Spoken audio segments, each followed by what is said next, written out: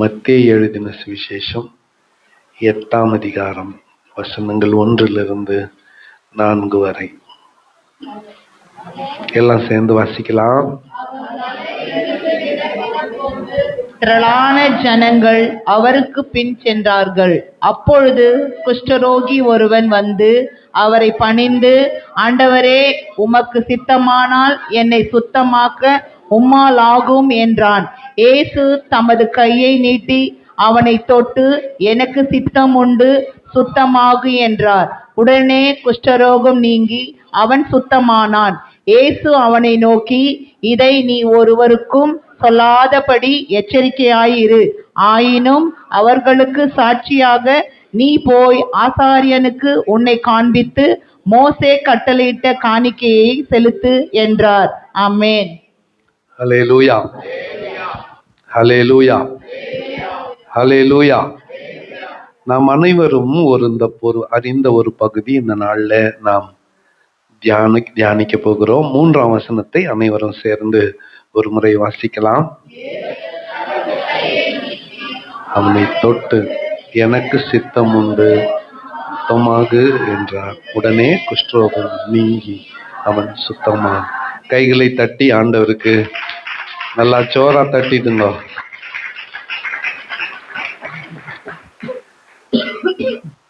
அருமையான ஆண்டவருடைய பிள்ளைகளே, மத்தேயு, மார்க்கு, லூக்கா ஆகிய 3 சுவிசேஷ புத்தகத்திலும் இந்த அற்புதத்தை குறித்து சொல்லப்பட்டிருக்கிறது. இந்த அற்புதத்தை குறித்து எழுதப்பட்டிருக்கிறது.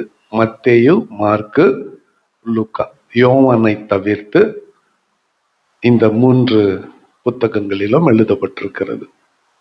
சரி, இதுல நாம் இந்த நாள்ல ஒரு விசேஷமான கர்த்தருடைய ஆசீர்வாதத்தை, நன்மையை, கிருபையை பெற்றுக்கொள்ள போகிறோம். எப்படி? இந்த வருஷத்துல கர்த்தர் நம்மோடு கூட பேசின கர்த்தருடைய வார்த்தை, அவர் ரட்சிக்கிறவராய் நம்முடைய வீட்டு வாசல் வழியாக உட்பிரவேசித்திருக்கிறார். அவர் எப்படிப்பட்டவர்? அவர் எப்படிப்பட்டவர்? சத்தமா, அவர் எப்படிப்பட்டவர்?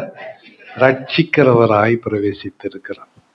அந்த ரட்சகர் அப்படிங்கிற வார்த்தை ஹோலிஸ்டிக், முழுமையானது. ஆவி, ஆத்துமா, சரீரம் 3க்கும். இப்போ சகேயுவுக்கு தேவை ஆத்தும ரட்சிப்பு, அதை கொடுத்தார். 12 ஆண்டுகள் இரத்த உதிரத்தினால் கஷ்டப்பட்டு கொண்டிருந்த அந்த ஸ்திரீக்கு, பெரும்பாடுள்ள ஸ்திரீக்கு தேவையானது விடுதலை, சுகம், அதை கொடுத்தார். இந்த நாள்ல ஒரு குஷ்டரோகியை இயேசு சுகப்படுத்தினதை நாம் பார்க்க போகிறோம். ஃபர்ஸ்ட் இந்த பகுதியை நாம வாசிக்கும் பொழுது நமக்கு முன்னால தெரிவது என்னவென்றால், மத்தேயு எழுதின நிருபத்தின்படி அல்லது மத்தேயு எழுதின சுவிசேஷத்தின்படி அவர் தம்முடைய மலை பிரசங்கத்தை முடித்து நீண்டதொரு பிரசங்கம், 5, 6, 7, 3 அதிகாரங்கள், அதுல உள்ள சத்தியங்களை உபதேசித்து விட்ட பிறகு அவர் மலையிலிருந்து இறங்குகிறார். திரளான ஜனங்கள் அவருக்கு பின் சென்றார்கள். நல்லா கவனிங்க, திரளான ஜனங்கள் அவருக்கு பின் சென்றார்கள். கிரேட் மல்டிடியூட்ஸ் ஆஃப் பீப்புள், திரளான ஜனங்கள் அவர் வசனத்தை கேட்டார்கள். ஆனால் அதன் மத்தியில ஒருவனுக்கு விசேஷித்த தொடுதல் தேவைப்பட்டது. One man needed a special touch. இன்னைக்கு நான் என்ன சொல்றேன்னு புரியுதா? இங்க ஒரு 150 பேர் இருக்கிறோம். எல்லாரும் ஆண்டவருடைய வார்த்தையை இன்னைக்கு கேட்கிறோம். ஆனா ஏதோ ஒரு ஆத்மாவுக்கு விசேஷித்த தொடுதல் தேவை.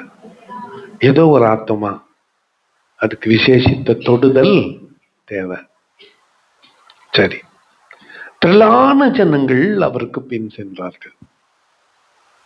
அப்போ 2ஆம் வசனத்துல என்ன பார்க்கிறோம்? அப்பொழுது குஷ்டரோகி ஒருவன் வந்து அவரை பணிந்து, ஆண்டவரே உமக்கு சித்தமானால் என்னை சுத்தமாக்கும், உம்மாலே ஆகும் என்றான்.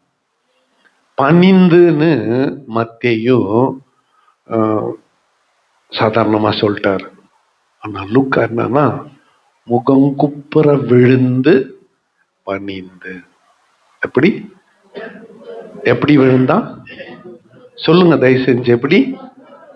ஏன் இந்த வித்தியாசம்? ஏன் இந்த வித்தியாசம்? லூக்கா ரொம்ப ஆராய்ந்து கட்டுரை எழுதுகிறார். ஆராய்ச்சி கட்டுரை லூக்கா. அது ஆராய்ச்சி செய்து இதை எழுதுகிறார். ஏன்னா அந்த குஷ்டரோகி டெஸ்பரேட் மேன். First place. எப்படி பெரும்பாடுள்ள ஸ்திரீ பொது வெளியில வந்து இயேசுநாதரை தொட்டது கல்லெறிந்து கொல்லப்படும்படியான மரண தண்டனைக்கு ஏற்றதோ, அதே வண்ணமாய் பொது வெளியில இந்த குஷ்டரோகி, அதுவும் திரளான ஜனக்கூட்டத்துக்கு முன்பதாக நான் அசுத்தன் நான் அசுத்தன் என்று கத்த வேண்டிய இவன் அவரிடத்துல வந்தது மரண தண்டனைக்கு ஏற்ற குற்றம். இயேசுநாதர் அவனை கைவிட்டு இருந்தால் அவன் கல்லெறிந்து கொல்லப்பட்டிருக்க வேண்டும்.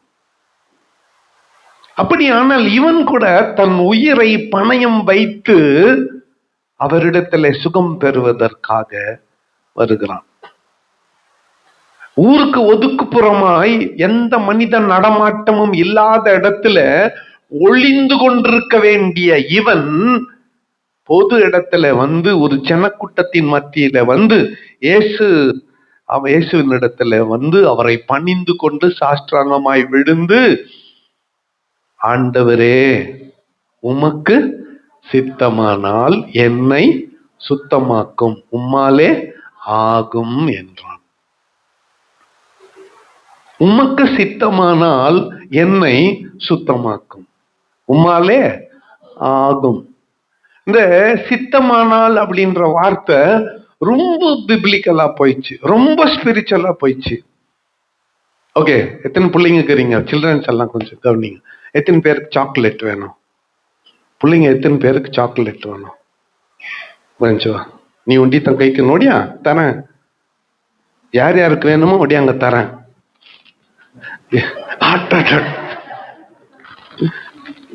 கொஞ்சம் முன்னால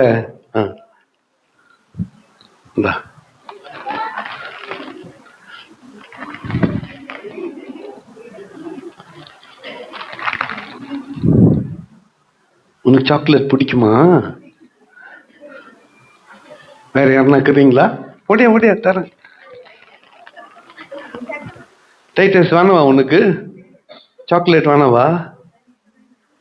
ரொம்ப யோசி, தூங்கி இருந்துச்சியா? ஓடியா ஓடியா சீக்கிரவா. ஓகே, உனக்கு சாக்லேட் பிடிக்குமா? உன் பேர் என்ன? உனக்கு பிடிக்குமா? உன் பேர் என்ன? Very good. சாக்லேட் வாங்குனது இல்லை, அமைதியா உட்காந்துக்கணும், அதுக்கு தான் கொடுத்தேன். ஓகே, வேற யாருக்குன்னா வேணுமா சாக்லேட்டு? வேற யாருக்குன்னா பிடிக்குமா சாக்லேட்டு? யாருக்கும் வேணாவா? முடிஞ்சிச்சா? வேற யாருக்கும் வேணாவா?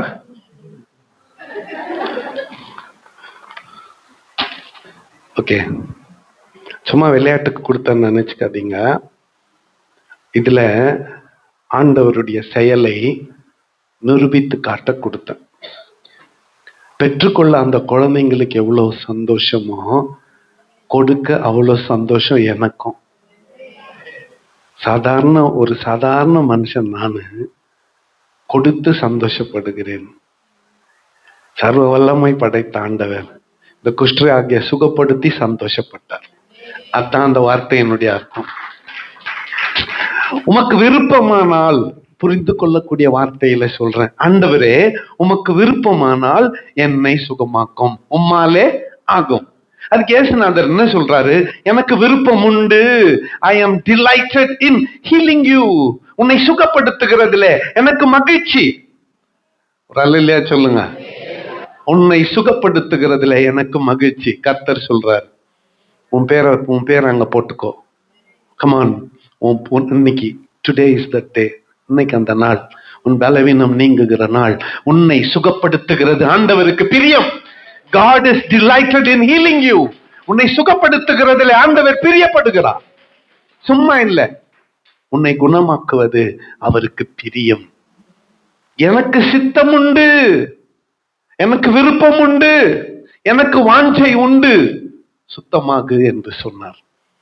அருமையான ஆண்டவருடைய பிள்ளைகளே, இந்த குஷ்டரோகத்தை குறித்த ஒரு பிரமாணம் இருக்கிறது. அதை கொஞ்சம் நான் உங்களுக்கு சொல்லி செய்தியை நிறைவு செய்ய விரும்புகிறேன். என்ன அந்த பிரமாணம்? ஒரு யூத குடும்பத்துல ஒருத்தனுக்கு வெள்ளையா அல்லது சிகப்பு நிறத்துல கட்டி மாதிரி, படை மாதிரி, தேமல் மாதிரி வந்துட்டா, குஷ்டரோகம் மாதிரி தெரிஞ்சா, அவனை நேரா நம்ம ஹாஸ்பிட்டல் கூட்டின்னு போவோம். அவங்க தேவாலயத்துக்கு கொண்டு போவார்கள். கவனிக்கிறீங்களா? எங்க கொண்டு போவாங்க? சத்தமா சத்தமா தேவாலயத்துக்கு. அங்க ஆசாரியன் இருப்பான். ஆசாரியன் பக்கத்துல ஒரு அறை இருக்கும். அங்கே கொண்டு போய் அவனை சோதித்து பார்ப்பான். முழுவதுமாய் அவனை சோதித்து பார்த்த பிறகு ஆசாரியனுக்கு தெரியும் எது குஷ்டரோகம், எது குஷ்டரோகம் இல்லைன்னு. லேவியராகமத்துல எது குஷ்டம், எது குஷ்டம் இல்லைன்னு லேவியராகமத்துல இருக்கிறது. அந்த லேவியராகமத்தை படிச்ச அந்த ஆசாரியன் அவனை பார்த்து, குஷ்டரோகம் இருந்தால் நீ குஷ்டரோகி என்று தீர்ப்பான். இப்போ தேவாலயத்துல ஒரு ரெஜிஸ்டர் இருக்கும், சர்ச்சில் ஒரு ரெஜிஸ்டர் இருக்கும். அந்த ரெஜிஸ்டர்ல அவன் பேரு, அவங்க அப்பா பேரு, அவங்க அம்மா பேரு, அவன் குடும்பம், விலாசத்தை எழுதி ஆசாரியன் கையெழுத்து போட்டு இவன் குஷ்டரோகி என்று தீர்த்து விடுவான். அங்கிருந்து அவன் வீட்டுக்கு போக முடியாது. தேவாலயத்திலிருந்து எங்கத்தான் போனோம்? ஊருக்கு வெளியே. நீங்க புரிஞ்சுக்கிறதுக்காக சொல்றேன். 2 தூக்கு ஒரே மாதிரி. எப்படி? 2 தூக்கு ஒரே மாதிரி. வீட்டுல ஒருத்தருக்கு தெரியும். உதாரணத்துக்கு எதை சொல்லலாம்? கல்றகிட்ட. குஷ்டரோகி எங்க இருக்கிறான்? கல்றகிட்ட. அங்க ஒரு மரங்குது. ஒரு தூக்குல சாப்பாடு போட்டு அந்த தூக்க எடுத்துன்னு போய் மரத்துல தொங்க விட்டுருவாங்க. அவன் ஒளிஞ்சு நின்று, அவங்க வீட்டு தூக்கு எதுன்னு தெரியும் இல்லை அவனுக்கு. 10-15 குஷ்டரோகி கூட இருப்பாங்க. எல்லாரும் வீட்டுல இருந்தும் சாப்பாடு வரும். சில நேரத்துல ஒரே வீட்டுல இருந்து வரும். அதை பகிர்ந்து சாப்பிடுவார்கள். சாப்பிட்டுட்டு அதை கழுவி காலி தூக்க அங்கேயே மாட்டிடுவான். நாளைக்கு திரும்பி வீட்டுல இருந்து யாராவது ஒருத்தர் இன்னொரு தூக்குல சாப்பாடு எடுத்துன்னு போய் அந்த தூக்கம் மாட்டிட்டு காலியா இருந்த வீட்டுக்கு எடுத்துன்னு வந்துடுவாங்க. ஆரம்பத்துல குடும்பம் அன்பா இருக்கும் இல்லையா? தினந்தோறும் சாப்பாடு அனுப்புவாங்க. அப்புறம் அன்பு தணிஞ்சிரும். கொஞ்சம் கொஞ்சமா அன்பு தணிஞ்சிரும். அப்புறம் வாரத்துக்கு ஒரு நாள் சாப்பாடு, அப்புறம் மாசத்துக்கு ஒரு நாள், அப்புறம் கல்யாண நாள், பிறந்த நாள், எப்ப நான் பிரியாணி செய்யறேன் இன்னைக்கு மட்டும், மற்ற நாளுக்கு சாப்பாடு. அப்ப அவன் என்ன ஆயிடுவான்? அந்த ரோட்டு வழியா, கிருஷ்ணாவரம் வழியா போறாங்க பாரு, அங்க ஒளிஞ்சுக்குவான். அந்த செவருப்புனால ஒளிஞ்சுக்குன்னு கத்துவான், அசுத்தன் அசுத்தன். ஏன் கத்துறான் தெரியுமா? அந்த வழியா போறவங்க சாப்பாடு குத்துட்டு போவாங்க. முன்னால வந்து பிச்சை எடுக்க முடியாது. பிச்சை எடுக்கிற பிரிவிலேஜ் கூட அவனுக்கு இல்லை. பிச்சை வாங்குற வாய்ப்பு கூட இல்லை. அடுத்து அவன் ரொம்ப, யூதர்கள் ரொம்ப கெத்தானவங்க இல்ல, பிச்சை கேட்க மாட்டாங்க. ஒருத்தன் கூட பிச்சை வாங்க மாட்டான். அதனால கௌரவமா சொல்லுவாங்க. ட்ரெயின்ல போனீங்கன்னா சிலர் பாட்டு பாடின்னு பிச்சை கேட்குவாங்க, சிலர் உதவி செய்யுங்கன்னு சத்தம் போட்டு கூட கேட்குவாங்க. ஒரு சிலர் இருப்பாங்க, அவங்க கேட்கலாம் மாட்டாங்க, பெல் அடிச்சுன்னு வருவாங்க. பெல் அடிச்சுன்னு வருவாங்க. பெல் சத்தம் கேட்டதும் நம்மளே என்ன பண்ணணும்? காசு கூப்பிட்டு குத்துடணும். எப்படி எத்தனை வித்தியாசமான பிச்சைக்காரங்களை நம்ம பார்க்கிறோம் தெரியுமா? அந்த ஸ்லாக்கியம் கூட இவங்களுக்கு கிடையாது. பிச்சை கூட எடுக்க முடியாது. ஓடி ஒளிந்து கொள்ள வேண்டும். நான் அசுத்தன், நான் அசுத்தன் என்று சத்தம் போட வேண்டும். அப்படி ஒரு நிலைமையில வாழ்ந்து கொண்டிருந்த அவன் குடும்பத்தாரால், உறவினர்களால், எல்லாராலும் கைவிடப்பட்ட ஒரு நிலைமை. அந்த நிலைமையில இவன் இயேசுவை பார்த்து, உமக்கு சித்தமானால் என்னை உம்மாலே ஆக்கும். இயேசு அவனை சுக்கப்படுத்திட்டார். நீ ஒருவருக்கும் சொல்லாமல், சொல்லக்கூடாது, எச்சரிக்கையாயிரு. ஆனாலும் நீ போய் உன்னை ஆசாரியனுக்கு காட்டு. நீ போய் உன்னை ஆசாரியனுக்கு காட்டு. மோசேக்கு நியாயப்பிரமாணத்தின்படி செலுத்த வேண்டிய காணிக்கைகளை செலுத்து என்று சொல்லி அனுப்பினார். இங்க இது ஒரு கிளாஸா இருந்தா, பைபிள் காலேஜா இருந்தா, இதுக்கான காரணத்தை நான் சொல்லி இருப்பேன். இப்போ இருந்தாலும் பரவாயில்ல, ஒரு 2 minutes சொல்லி முடிக்கிறேன். இந்த குஷ்டரோகி நேரா எங்க போனா? தேவாலயத்துக்கு. அங்க போன உடனே அவர் ஆசாரியர், என்னப்பா வந்துட்டுக்கிற? சார், நான் குஷ்டரோகியம் வந்த சுகமாயிட்டேன். அப்படியா? இந்த ஆசாரியன் 3 கேள்விகளை கேட்பான். கவனிங்க. முதல் கேள்வி, முன்னதாக நீ குஷ்டரோகியா? Yes, I was a leper. நான் ஒரு குஷ்டரோகியா இருந்தேன். என்ன ஆதாரம்? தேவாலயத்துல என்ன இருக்குது? ரெஜிஸ்டர் இருக்குது. எடுத்து பாருங்க. எடுத்து புரட்டி பார்த்தா, ஆமா, என்ன வந்திருக்கான்? குஷ்டரோகியா இருந்திருக்கான். 2வது, இப்பொழுது நீ குஷ்டரோகியா? இல்ல, சுகமாயிட்டேன். நீயே செக் பண்ணி பாரு. இவன் குஷ்டரோகியா வீட்டுல இருந்து வந்தான் பாரு. அப்ப என்ன சோதனைகளோ அதே சோதனை மறுபடியும் நடத்தப்படும். எல்லா டெஸ்டும் எடுப்பாங்க, சிடி ஸ்கேன் எல்லாம் எடுப்பாங்க. எல்லா டெஸ்டும் எடுத்து பார்த்துட்டு, இவன் நீ என்ன இல்லை, இப்போ குஷ்டரோகத்தில இருந்து முழுவதுமாய் நீ என்ன ஆயிட்டு இருக்கிற? சுத்தமாகி விட்டு இருக்கிறாய். You are clean now. சுத்தமாகி இருக்கிறாய். 3வது கேள்வி, உன்னை சுகப்படுத்தினது யார்? ஆசாரியன் கேட்க விரும்பாத வார்த்தை. என்ன அது? நசரேயனாகிய இயேசுநாதரும் சொல்லிக்கிறார், யாருக்கும் சொல்லாதன்னு. இவனும் சொல்றான், யாருக்கும் சொல்லாத.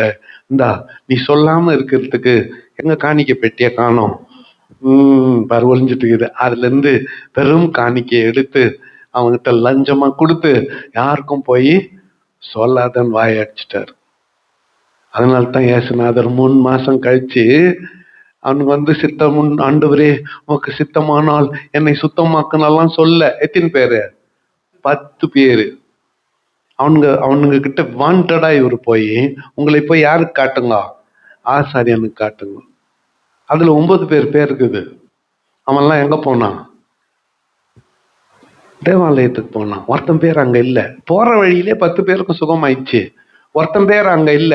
அவன் யாரு? சமாரியன். அவன் நேரம் எங்க வந்துட்டான்? செவுத்துல வச்ச பால் மாதிரி இயேசுநாதர் கிட்டே வந்துட்டான். ஜனக்கூட்டம் கூடிச்சு. இயேசுநாதர் கேட்கிறார், சுகம் பெற்றது 10 பேர், மிச்சம் 9 பேரு எங்க? மிச்சம் 9 பேர் ஆசாரியன் லஞ்சம் கொடுத்து மூடி மறைச்சிட்டான். சரி, அது யூத பின்னணியில சுவிசேஷம் என்ற பாடத்துல இருக்கு. இதெல்லாம் உங்களுக்கு தான் தெரியுமே. ஏற்கனவே பைபிள் ஸ்டடிக்கு ரொம்ப படிச்சிட்டீங்க நீங்கெல்லாம். அதனால யாரும் பைபிள் ஸ்டடிக்கு வர்றது இல்லை. உங்களுக்கெல்லாம் ரொம்ப தெரியும். இப்ப நான் ஒன்னு சொல்லட்டுமா? பெந்தேகோஸ்து சபை எப்ப உருவாச்சு? இங்க 2 பேர் தான் சொல்லுவானுங்க. உங்களுக்கு யாருக்கும் தெரியாது. முத்து, நீ சொல்லு. பெந்தேகோஸ்து சபை, ஆவிக்குரிய சபை எப்போ உருவாச்சு?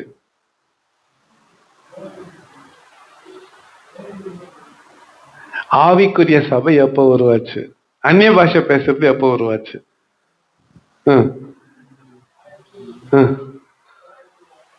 6ல. எங்க? வேல்ஸ்ல என்ன நடந்துச்சு? ரிவைவல், எழுப்புதல் வந்துச்சு. அப்புறம் முத அந்நிய பாஷை பேசின ஒரு சகோதரி பேர் என்ன? உங்களுக்கு யாருக்குன்னா தெரியுமா? ஃபர்ஸ்ட் அந்நிய பாஷை பேசுறவங்க யார் தெரியுமா? சொல்லு ஜோரா. Jenny Evans Moore. சரி, அவங்கள அதுல நடத்தின பாஸ்டர் யாரு?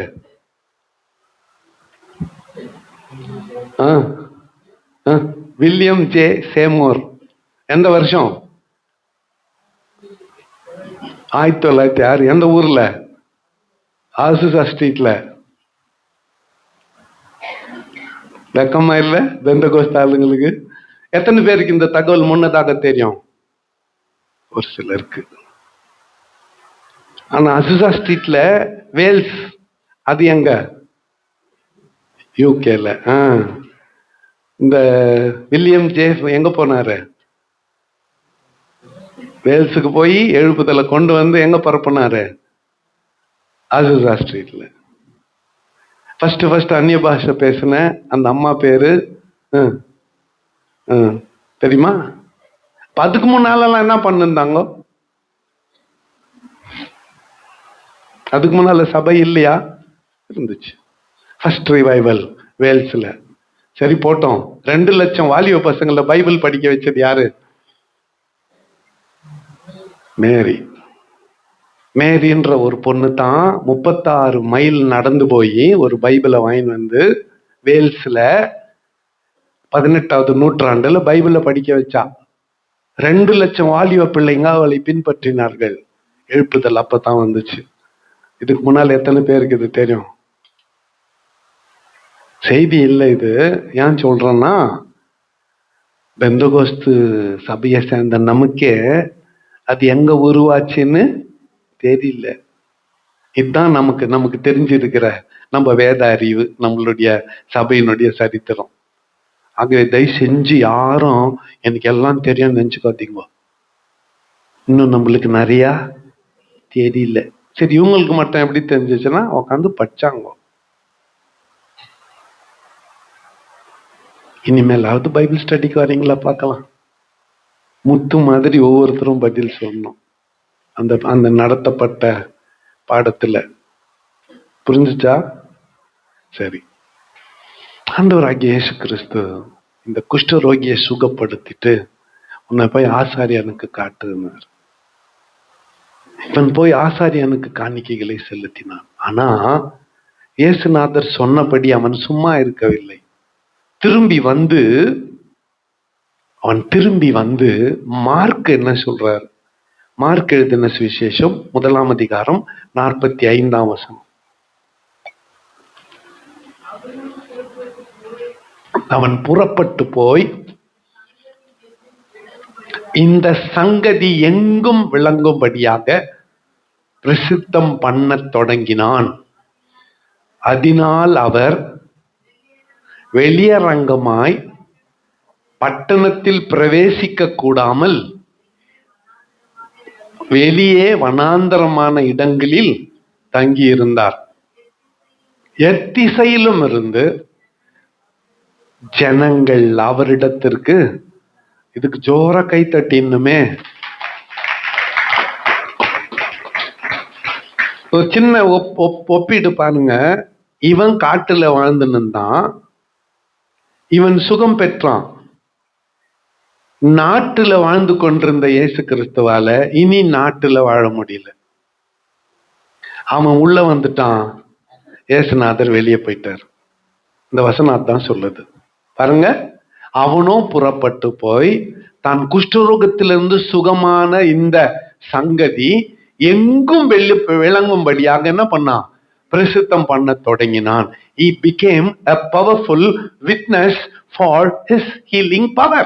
அவருடைய சுகமாக்கும் வல்லமைக்கு இவன் சாட்சியா மாறிட்டான். அதனுடைய விளைவு, அவர் வெளியரங்கமாய் பட்டணத்தில் பிரவேசிக்க முடியவில்லை. அவரு இது எந்த வழியா? ஸ்கூல் ஆஃப் மைன்ஸ் வழியா உள்ள வர முடியல ஏசுநாதர். ஏன்னா அவர் வர்றாருன்னு தெரிஞ்சதும் எல்லா ஜனங்களும் எங்க போயிட்டாங்க? ஸ்கூல் ஆஃப் மைன்ஸ் கிட்ட போயிட்டாங்க. அவரால் உள்ள வரவே முடியல. கல்லறைக்காவே தங்கிட்டார். அங்கிருந்து அப்படியே ஆலமரத்துக்கு போயிட்டார், அங்கிருந்து அப்படியே பெம்மலுக்கு பின்னால காட்டு வழியா போயிட்டார், அங்கிருந்து அப்படியே ஒலகுமதிக்கு போயிட்டார். அவரால் உள்ள வர முடியல. கொஞ்சம் யோசனை பண்ணி பாருங்களேன். ஒரு சுகம், இயேசுநாதருடைய கீர்த்தி, அவருடைய புகழ் பெரிய அளவிற்கு பரம்ப தொடங்கினது. அவரால வெளியரங்கமா கிராமத்துக்குள்ள பட்டணத்துக்குள்ள பிரவேசிக்க முடியவில்லை. வனாந்தரமான இடங்களிலே தங்கியிருந்தார். எல்லா திசையிலிருந்தும் ஜனங்கள் அவரிடத்தில் வந்து சுகம் பெற்றார்கள். லூக்கா என்ன சொல்லுகிறார்? வாசிக்கலாம். 5:15. லூக்கா 5:15.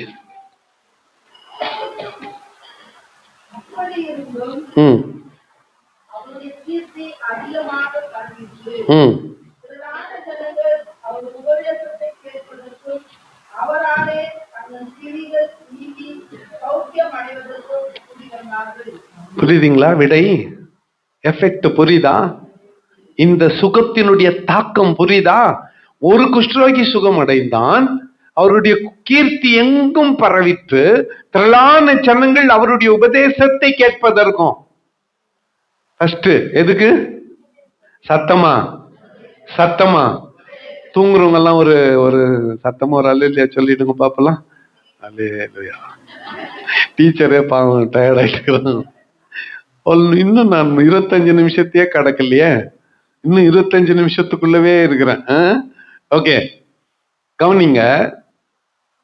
திரளான ஜனங்கள் அவருடைய உபதேசத்தை கேட்பதற்கு ஒரு குஷ்டரோகியின் விடுதலை சுகம் காரணமாகிவிட்டது. ஹல்லேலூயா. ஒரு அல்லேலூயா சொல்லுங்க. அவராலே தங்கள் பிணிகள் நீங்கி சௌக்கியம் அடைவதற்கு ஜனங்கள் கூடி வந்தார்கள். ஹல்லேலூயா. ஒரு அல்லேலூயா சொல்லுங்க. இது மார்க்குவை வாசிக்கும் பொழுது இயேசுநாதருடைய ஊழியத்தின் ஆரம்பத்தில் நடந்த அற்புதம். இது during the early stages of his ministry.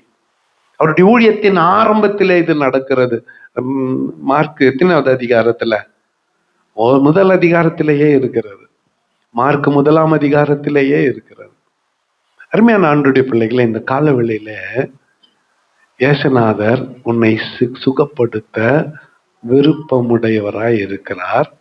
நீ அவருக்கு சாட்சியா இருக்க விருப்பமா இருக்கிறாயா? இதுதான் கேள்வி. இந்த செய்தியினுடைய சாராம்சம் இதுதான். எனக்கு ஆண்டவரே உமக்கு சித்தமானால் என்னை சுத்தமாக்கும் உம்மாலே ஆகும் என்றான். அவர் சொன்னார், எனக்கு சித்தம் உண்டு, சுத்தமாகு என்று சொன்னார். அவன் சுகம் பெற்றான். அதனுடைய விளைவு அவருடைய புகழ், அவருடைய கீர்த்தி சுற்றி இருக்கிற பகுதிகள் முழுவதுமாக பரவினது. அதனுடைய விளைவு அநேகர் அவருடைய வார்த்தையை கேட்க வந்தார்கள்.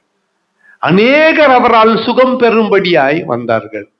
இத கொஞ்சம் பர்சனலைஸ் பண்ணி நான் நிறைவு செய்ய விரும்புகிறேன். ஆண்டவர் உன்னை சுகப்படுத்தினா, இந்த சபையில உட்கார்ந்துங்கிற அநேக சாட்சிகளை ஆண்டவர் இன்றைக்கு நம்ம சபையில ஜீவனோடு வைத்திருக்கிறார். அநேக சாட்சிகள், மரணத்தின் விளிம்புக்கு போயிட்டு வந்தவர்கள்லாம் இருக்கிறீங்க. ஆண்டவர் நம்மை ஜீவனோடு வைத்திருக்கிறார். கர்த்தர் இன்னும் பல ஆண்டுகள் ஜீவனோட வைப்பார். அது ஒரு பக்கம் இருக்கட்டும்.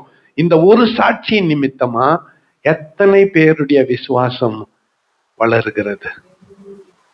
ஆண்டவரே, இவங்களை சுகப்படுத்தினீங்களே, என்னையும் சுகப்படுத்துங்க.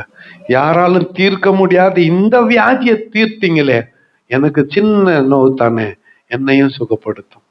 உன்னால, உன் சாட்சி நிமித்தமாய் உன்னை ஆண்டவர் ரட்சித்து சுகமாக்குனது ஒண்ணு. உன் நிமித்தமாக அநேகர் பலப்பட்டது செகண்ட் பிளஸிங்.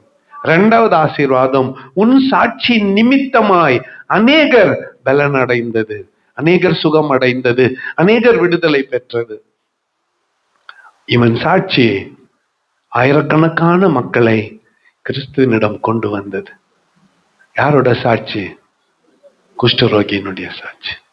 ஒருவேளை இங்க நம்ம யாரும் குஷ்டரோகத்துல நல்லாவில்ல, ஆனா அநேக வியாதி பலவீனத்திலிருந்து கர்த்தர் நம்மை சுகப்படுத்தி இருக்கிறார். ஹல்லேலூயா. ஒரு அல்லேலூயா சொல்லுங்க. இன்னைக்கு நம்ம ஜீவனோடு இருக்கிறோம்னா அது ஆண்டவருடைய கிருபை. அவருடைய இரக்கத்துக்கு என்ன இல்ல முடிவே இல்லை. காலைதோறும் புதிய கிருபையினால் நம்மை நிரப்பி நடத்துகிறார். அப்படிப்பட்ட ஆண்டவர் இந்த காலவேளையிலே உன்னை சுகப்படுத்த விரும்புகிறார். நீ சுகம் பெற வேண்டும் என்பது அவருக்கு விருப்பம். நீ சுகம் பெற்ற பிறகு போய் மற்றவர்களுக்கு என்ன சொல்ல? சாட்சியாயிரு. அதன் மூலமாய் அநேகர் இயேசுவை அறிந்து கொள்ளட்டும். அநேகர் இயேசுவின் இடத்துல வரட்டும். கண்களை மூடி நாம் ஜெபம் செய்வோம். இன்னைக்கு எனக்கு சரீர பலவீனம் இருக்கிறது. I need a special prayer அப்படின்றவங்க எல்லாம் கண்ணு மூடி இருக்கும் பொழுது எழுந்து கொள்ளுங்கள். உங்களுக்காய் நான் ஜெபிக்க போகிறேன்.